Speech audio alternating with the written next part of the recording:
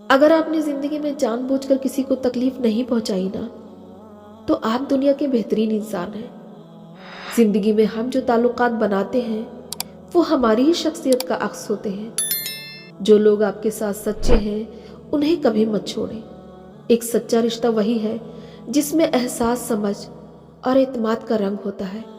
اس تعلق کی ہمیشہ قدر کریں، کیونکہ یہ زندگی کے سب سے خوبصورت لمحات میں سے ایک ہوتے ہیں۔ کوشش کریں جس سے جتنا بھی، جس حد تک بھی تعلق ہو، اس تعلق میں مخلص ضرور رہیں، منافقت نہ کریں۔ ہو سکتا ہے بعض اوقات آپ کو شدید تکلیف پہنچے، مگر آپ کا ضمیر مطمئن ہوگا کہ آپ مخلص رہیں۔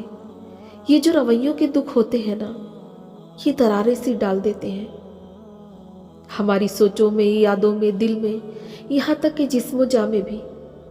دل کے دروازوں پر لگے نفرت کے تالے کھولیں اور ان سے اپنی زندگی میں محبت کی روشنی آنے دیں۔ ہمت مت ہاریں، دعا مانگتے رہیں جب تک جواب نہ مل جائے۔ جب اللہ نے آپ کو صبر کی انتہا تک پہنچایا ہے تو یقین رکھو آزمائش بھی اب ختم ہونے والی ہے، اور پھر آپ کو وہ سب کچھ ملے گا جس کے لیے آپ نے بے انتہا دعائیں مانگی ہیں۔ اچھی اور لمبی زندگی کا راز یہ ہے کہ آدھی مقدار میں کھائیں، دگنا چلیں، 3 گنا ہنسیں اور محبت بے حد کریں۔ نعمتیں آزمائش ہوتی ہیں، نہ ان کا ملنا آپ کی اچھائی کی دلیل ہے اور نہ ان کا چھن جانا آپ کے گناہگار ہونے کی نشانی ہے۔ یہ تو بس صبر اور شکر کے قصے ہیں جو نصیب والوں کو سمجھ آتے ہیں، اور جن کو یہ سمجھ آ جائے پھر ان کو کچھ اور سمجھنے کی ضرورت نہیں۔ یادیں ہمیشہ خاص ہوتی ہیں، کبھی روتے دنوں کو یاد کر کے ہنستے ہیں ہم، اور کبھی ہنستے ہوئے دنوں کو یاد کر کے رونے لگتے ہیں۔ اگر اللہ کچھ محرومیوں کو ہماری ذات کا حصہ بناتا ہے تو بہت سی رحمتوں سے بھی ہمیں نوازتا ہے۔ اگر وہ کوئی داستان ادھوری چھوڑتا ہے تو بہت سی کہانیوں کو ان کے پرسکون اختتام تک بھی لاتا ہے۔ زندگی اسی کا نام ہے، کچھ مل گیا، کچھ کھو دیا۔ جو صبر نہیں کرتے وہ ہمیشہ بے چینی میں مبتلا رہتے ہیں، اور جو صبر کر لیتے ہیں اللہ انہیں اپنی چاہت میں سکون دیتا ہے۔ تو پھر تم کیوں ظلم کر رہے ہو خود پر؟ اس کی چاہت کو پہلے رکھو گے نا تو وہ تمہارا ہر اختتام پرسکون بنا دے گا۔ حقیقت یہ ہے کہ آپ ابھی بھی نا واقف ہیں۔ اللہ رب العزت نے آپ کو جو صلاحیتیں اور قابلیت دے رکھی ہیں، آپ ابھی بھی ان سے واقف ہی نہیں۔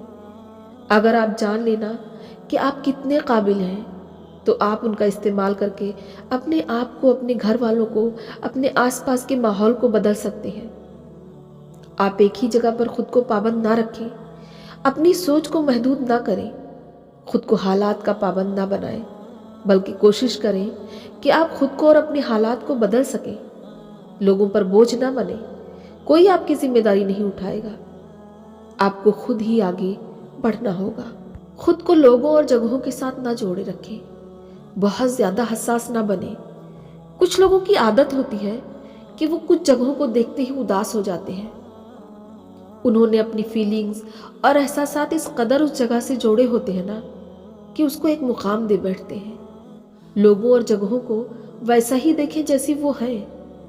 خواہ اپنے جذبات ان چیزوں کے ساتھ نہ جوڑیں، اس طرح آپ کمزور نہیں پڑیں گے اور آپ رکیں گے بھی نہیں۔ خود کو اور خود پر قابو رکھیں، خود کو مضبوط بنائیں، اور جس جگہ پر بھی رہیں نا، خوش رہنے کے بہانے ڈھونڈ نکالیں۔ آزمائش ایک طرح سے آپ کو مضبوط بنانے کے لیے آتی ہے، جو کہ بہت ضروری ہوتا ہے۔ اللہ جانتا ہے کہ آپ کمزور ہو اور آپ کو انہی چیزوں کے ذریعے آزماتا ہے جو آپ کی من پسند ہوتی ہیں، اور یقین کرو اس آزمائش سے آپ اتنے مضبوط ہو جاتے ہو نا کہ کوئی آپ کو کچھ بھی بول دے آپ کو فرق نہیں پڑتا، کیونکہ آپ خود بھی مضبوط ہو جاتے ہو اور اللہ سے آپ کا رشتہ بھی مضبوط ہو جاتا ہے۔ پھر آپ سب کچھ اللہ پر چھوڑ کر بے فکر ہو جاتے ہو۔ اپنے وجود کی گندگی کو دوسروں میں تلاش کرنے کو شک کہتے ہیں۔ سب سے بڑی جنگ میدانوں میں نہیں، انسان کے دل و دماغ کے درمیان لڑی جاتی ہے۔ جب دل خواب دیکھتا ہے اور دماغ شک کرتا ہے تو ان اپنی ہی سوچوں میں انسان الجھ کر رہ جاتا ہے۔ یہی وہ لمحہ ہوتا ہے جہاں ہم یا تو اپنی کمزوریوں سے ہار جاتے ہیں یا پھر اپنے حوصلے سے جیت جاتے ہیں۔ زندگی کا اصلی کمال یہ ہے کہ انسان اپنی ذات کو پہچانے، اپنی خامیوں کو قبول کرے، اپنے اندر وہ روشنی تلاش کرے جو اندھیروں کو شکست دے سکتی ہے۔ خود پر قابو پانا ہی اصل کامیابی ہے۔ خود سے ہار جانا سب سے بڑی ہار ہے۔